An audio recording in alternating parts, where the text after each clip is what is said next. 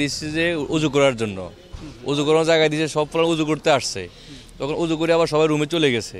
তখন ওর যে টিচার, ওর দায়িত্ব আছে, তখন দেখছে ও এখনও কি আসতেছে না, তখন ওরে খোঁজাখুঁজি আরম্ভ করে লাগাই, ছাত্রদেরকে পাঠাচ্ছে তোমরা খুঁজে বের করো। পরে হুজুর নিজেও বেরিয়ে আসছে, সবাই খুঁজতেছে, খুঁজে দেখেছে সব ওখানে এই অবস্থা পড়ে গেছে। আমরাও মনে করেন ছোট ছিলাম, আমরা ছোট থাকতে তখন মনে করেন আমরাও পড়তে চাইতাম না, হ্যাফসোজা আমরাও পড়ছে, হাফেজ হয়েছি।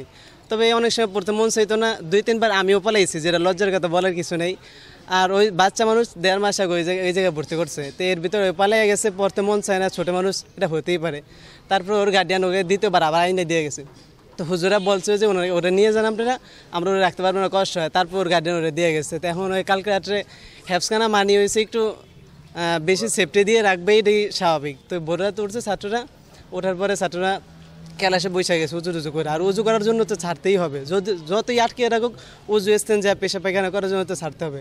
তখন ছাড়ে সবাই উজু করার পরে পড়তে বসে গেছে। আর ও এদিক দিয়ে ওই 4তলার ফাঁক দিয়ে পাইপ দিয়ে নামা ধরছে আর ওই জায়গা থেকে পড়ে গেছে।